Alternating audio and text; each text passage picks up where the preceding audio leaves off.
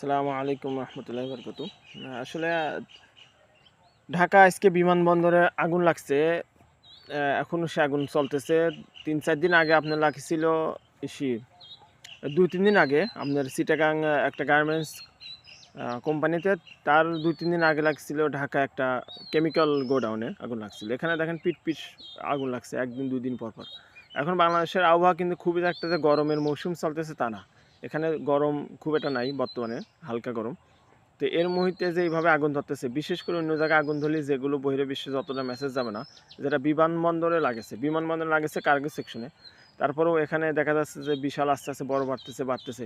এগুলো আগুন বুঝি নেই সরকারি এতবার এখানে, যেখানে সরকারি মেন প্রাণকেন্দ্র, বাংলাদেশের মেন প্রাণকেন্দ্র দুইটা জায়গায়, একটা আছে চট্টগ্রাম বিমানবন্দর, যেটা আপনার হলে গেন জিনিসপাতি আনা নেওয়া করে, আর একটা আছে বাংলাদেশ, এই যেটা শাহজালাল আন্তর্জাতিক বিমানবন্দর যাই বলেন, এটা বিমানবন্দর। এই দুইটা জায়গা বাংলাদেশের প্রাণকেন্দ্র। এখানে এই দুই জায়গা যদি মেসেজ খারাপ হয়, তাহলে পুরো পৃথিবী মেসেজ খারাপ হবে, বাংলাদেশ সম্বন্ধে ধারণা খারাপ যাবে যে এই দেশে এই সমস্যা।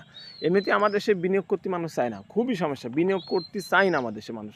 কেননা জানে যে এই দেশের রাজনীতিক একটা সমস্যা আছে, তারপরে এরা প্রচুর দুর্নীতিবাজ।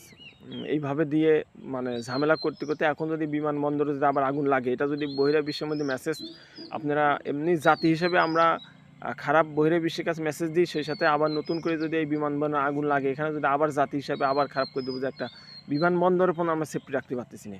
এটা আসলে দেখার কেউ নয়। বাংলাদেশ একদম শেষ করার মতন অনেক পরিকল্পনাই রয়েছে হাতে, তাদের জানি না কারা করতেছে।